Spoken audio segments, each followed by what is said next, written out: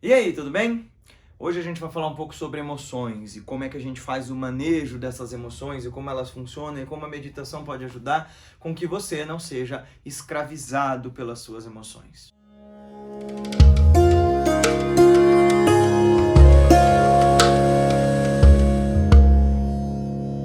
E aí, se você está chegando no nosso canal pela primeira vez, seja muito bem-vindo, muito bem-vinda. Nesse canal a gente fala sobre revolução de si, este processo, essa arte consciente de ser hoje melhor do que ontem, amanhã melhor do que hoje, a partir de um esforço contínuo de saber quem você é. E se você está chegando agora pelo nosso canal pela primeira vez, no nosso canal pela primeira vez, se inscreve, clica no sininho, curte, manda para teus amigos, coloca o seu comentário, comentário no comentário de um amigo. Vamos fortalecer a nossa Sangha Online de verdade para que esse conteúdo se espalhe para mais pessoas, tá bom? E se você quiser discutir mais a fundo esses assuntos conosco, participa do nosso grupo fechado lá no Telegram.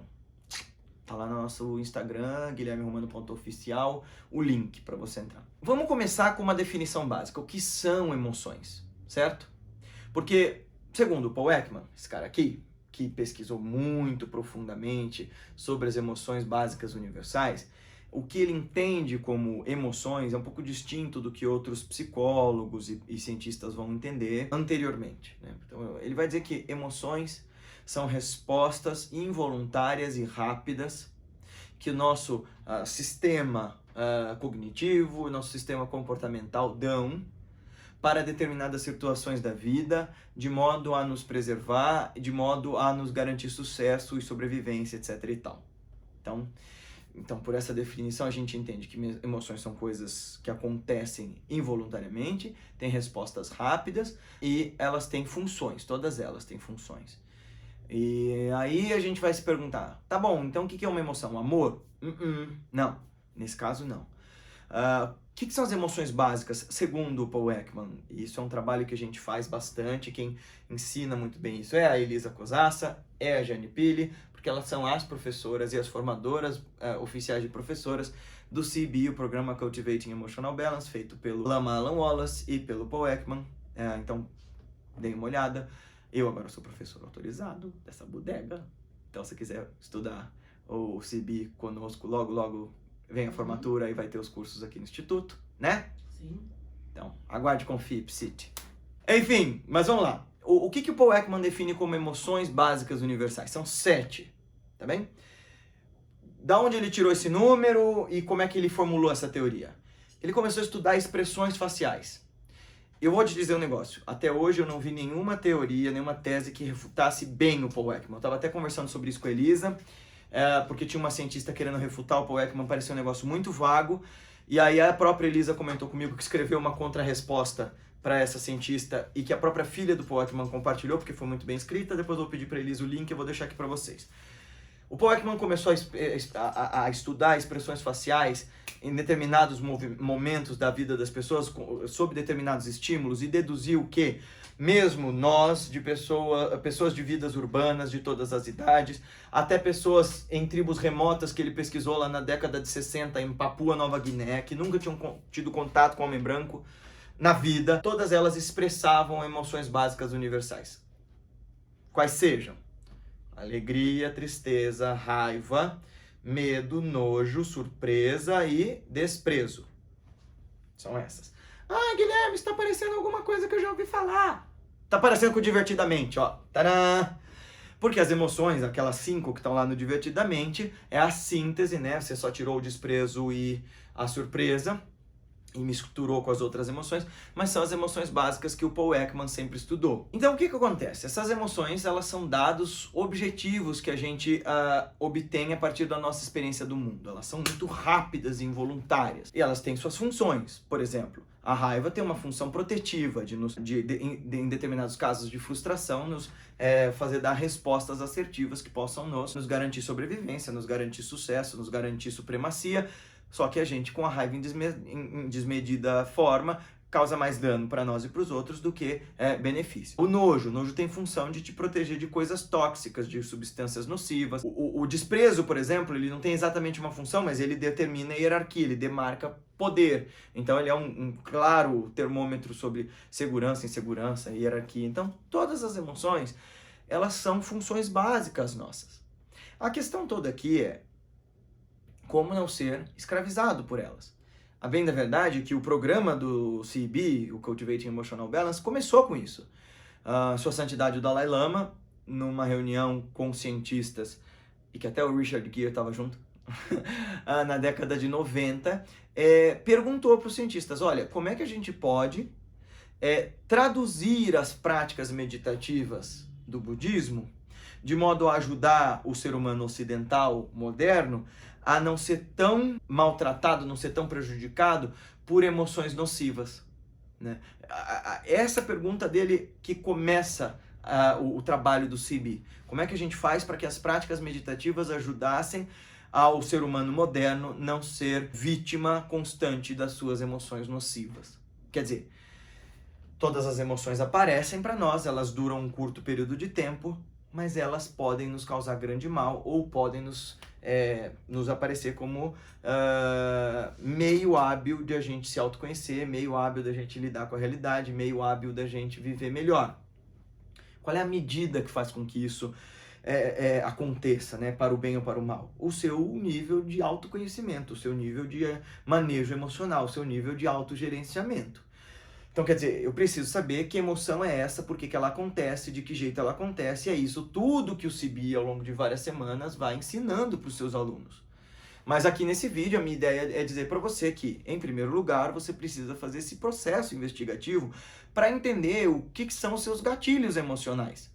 É daí que vem toda essa febre da internet de dizer, isso aí me dá gatilho. Isso tudo é teoria dessa galera toda da psicologia que agora tem popularizado tão positivamente a meditação, gente como Daniel Goleman, como o Jon Kabat-Zinn, como Alan Wallace, como Paul Ekman, Ivy Ekman,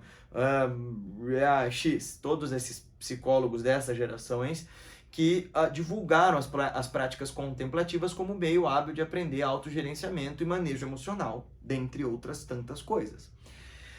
E o que acontece? A ideia do gatilho que todo mundo fala na internet é você somar uma série de elementos que levam a um episódio emocional, né? Por exemplo, a sua pré-condição. Como é que você estava antes de uma coisa? Sei lá, vamos dizer que a Paty disse pra mim, nossa, seu cabelo tá uma porcaria hoje. Porcaria não, ela não diria isso pra mim, mas se ela fosse criticar alguma coisa, ela ia dizer, seu cabelo tá uma bosta hoje. Não diria. Não sobre o cabelo, mas pelas minhas escolhas do outfit. Não diria? Não diria? Diria. Enfim, ela me fala isso. Aí isso dispara uma reação emocional em mim. Vamos lá. Raiva, por exemplo, da Paty, ou tristeza por ela ter criticado a minha roupa.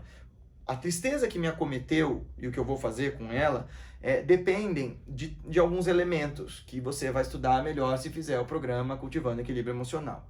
Mas eu tô só falando en passant para você entender o que é gatilho e parar de falar bobagem por aí. Mas o gatilho ele depende da sua pré-condição, da sua base de dados emocionais, tudo que você viveu até então, e do fato em si, da coisa que aconteceu. Então essas três coisas, o que a Paty me disse, tudo que eu já tinha vivido e estudado até então, e o estado em que eu estou agora, é que disparam um estado emocional, geram um gatilho, eu percebo uma determinada emoção, e a minha reação no meu pós-estado emocional é o que vai determinar se aquilo vai ser uma oportunidade de aprendizagem, se vai ser uma emoção que simplesmente vai acontecer e vai ser indiferente, ou eu vou ser autodestrutivo com ela, né? Porque o lance é o seguinte, galera, se as emoções são rápidas e involuntárias, Monja Coen, Dalai Lama, Swami Lakshmanjoo, Yogananda, todos eles tinham raiva, tristeza, medo, etc e tal. A questão, Sua Santidade uma vez disse, ele sente raiva. O que ele faz com a raiva é muito diferente do que o que a gente faz com a raiva. E é aí, bonitão, bonitona, que a meditação entra nessa história. Porque sem um processo de operação profunda, de mergulho em autoconhecimento, você nem vai entender como são formados esses gatilhos. Guilherme, é só para isso meditação serve? Claro que não. Mas vários tipos de meditação analítica, vários tipos de meditação apaziguadora, e eu nem estou falando só das meditações budistas, até porque a minha tradição não é budista, mas essas meditações todas vão te dar esse panorama de como é que você está, por que é que você está, e de onde é que você saiu para estar onde você está, nos estados emocionais nos quais você se encontra.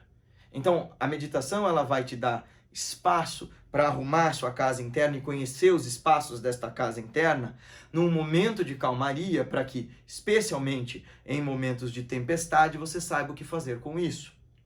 Porque também não adianta você estar no meio de um episódio de raiva e falar assim, para, eu vou fazer um chama, tá aqui, Não vai funcionar.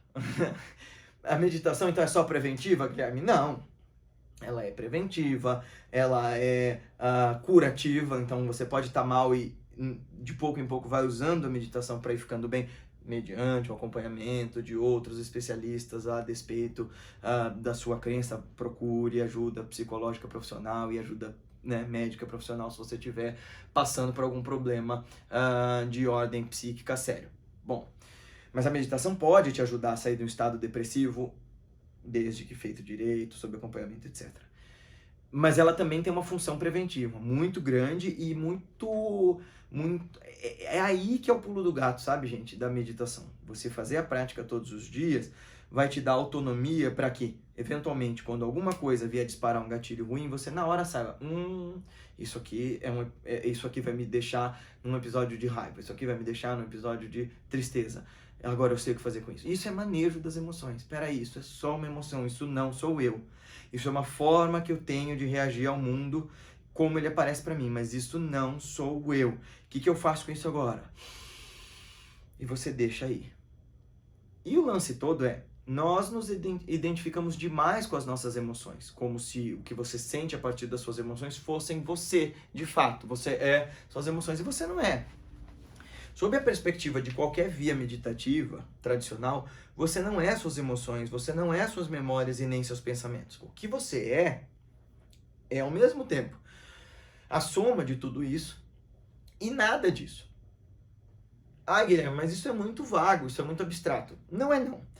Se você tiver condição de refletir pelo aspecto hindu, por exemplo, de que essas emoções são tão fugazes, são tão impermanentes, e que se o que você supõe que você seja eterno, né? Seja Satitananda, pura verdade, consciência e alegria e felicidade, aquela emoção destrutiva não é você.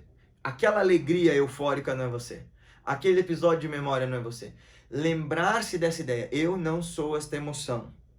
E, portanto, é melhor eu voltar para o meu centro numa qualidade lúcida, de presença natural, na qual eu não precise ficar conceitualizando, enchendo de mais informações, enchendo de mais conteúdo para estar em paz, para estar alegre. Quando você faz esse exercício de memória, você começa a cultivar um novo estado de ser. E daí o porquê as tradições chamarem o que nós chamamos de meditação, tanto de smriti, memória, lembrar-se de quem você é.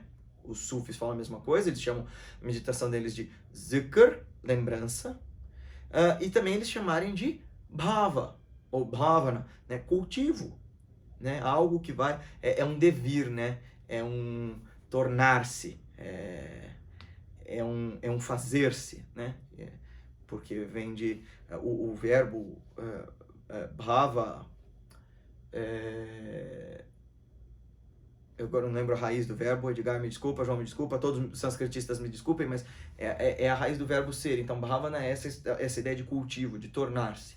Então, como é que você faz para não ser escravo das suas emoções? Você se lembra de que você não é nenhuma delas, mas elas são lentes obrigatórias pelas quais você enxerga a realidade. Não tem como fugir delas. Elas vão aparecer aí como dados cognitivos constitutivos da sua mente humana. Então você vai ter que encarar suas emoções e perceber que elas são naturais ao seu estado de ser. E vai ter que saber o que fazer com elas, quando elas aparecerem aí. E não achar que essas emoções merecem uma justificativa legitimadora. Ou seja, tá bem, você tá sentindo tristeza, ninguém pode tirar isso de você. Mas daí você ficar justificando, eu estou num episódio de tristeza por culpa, blá blá. Não. Você está sentindo tristeza, entenda as causas dessa tristeza, sem culpabilizar, sem se remortizar, sem justificar, sem delirar. Ela é o que ela é. E você vai investigando essa raiz dessa emoção até ela se dissolver. O Shakdu Rinpoche, nesse livro aqui... eu desci esse livro. Chama Portões da Prática Budista. Ele fala exatamente isso. Se você chegar na raiz da raiz da raiz de uma emoção ou de um sentimento, que é algo mais sofisticado e mais elaborado, se você for na base de onde essa coisa surge, você pode ser capaz de fazer a alquimia da consciência, e quando você chegar na raiz motivadora desse sentimento, dessa emoção, você é capaz de transformá-lo em uma nova coisa. Aquilo que era antes destrutivo agora pode ser construtivo, a depender da sua capacidade lúcida de acalmar-se e de manejar emocionalmente isso a partir da meditação, das práticas de estudo, de terapia, etc., para que isso não seja mais algo destrutivo. Se isso tudo ficou muito complexo, o que eu posso finalizar nesse vídeo dizendo para ficar fácil para você é: você não precisa ser escravo das suas emoções. Não é porque você está sentindo tristeza que você vai afundar nela. Porque esse esticar das emoções como um chiclete, quando você está sentindo raiva, você estica, produz, e puxa, e aumenta, né, e fermenta. Isso é sofrimento. É você não dar às coisas a importância que as coisas têm. Meu mestre costuma dizer isso. Muito do porquê vocês não sabem lidar com suas tristezas é porque tão pouco sabem lidar com as suas alegrias. Quer dizer, a gente não sabe apreciar a alegria no seu momento. A gente, quando está passando por um momento de alegria, morre de medo de ficar triste de novo, fica preocupado se alguém vai querer tirar essa alegria de nós, se alguém vai ter inveja da nossa alegria, de onde essa alegria veio, como a gente pode fazer para ela se prolongar, ao invés de apreciar o momento da alegria. E aí, quando a tristeza vem, a gente fica desesperado também, sem saber o que fazer. Isto é manejo das emoções, é saber operar para que essas coisas não sejam assim. Mas todo mundo age assim. Pois é, tá todo mundo sofrendo, você quer sofrer igual? Esse é o ponto de partida. Todo mundo age de uma maneira mais ou menos neurótica nessa nossa sociedade adoentada. O que esses mestres fazem desde milênios imemoriais é provar para nós: olha, esta mente na qual você se enjaula é uma prisão de sofrimento, mas ela tem saída, porque é você quem criou, mas você também, ao mesmo tempo que é o presidiário, você é o carcereiro, o dono das chaves e o dono da prisão, e você pode demoli-la ou sair pela porta da frente. Basta você tentar querer. Só que isso dói, demora e dá trabalho, leva tempo, exige cultivo, paciência, boa vontade, mas dá para fazer isso. Então não vem com essa conversa de que eu sou assim mesmo, é assim que eu me sinto, esse é meu sentimento e eu tô legitimado por senti-lo. Não queira maltratar os outros e a si, justificando que as suas emoções e o seu arcabouço de informações emocionais é este. Você pode mudar isso. Uma das vantagens de ser humano é que você pode superar a si mesmo a cada dia. Até nosso próximo encontro. E se quiser saber mais sobre o programa Cultivando Equilíbrio Emocional, manda uma mensagem para nós nas nossas redes e a gente responde. Até mais. Gostou desse vídeo? Então não se esquece de se inscrever no nosso canal, clicar no sininho para receber as notificações, clicar no joinha, deixar seu comentário, sua sugestão, sua crítica, seu elogio, seu comentário, seu apoio, etc e tal. Esse trabalho pode crescer na medida em que pessoas que acreditam nele o espalhem. Então pega esse link, manda para os teus amigos no WhatsApp, no Facebook, no Instagram, em tudo quanto é lugar que você acha que ele possa fazer a diferença. A gente se vê no próximo vídeo.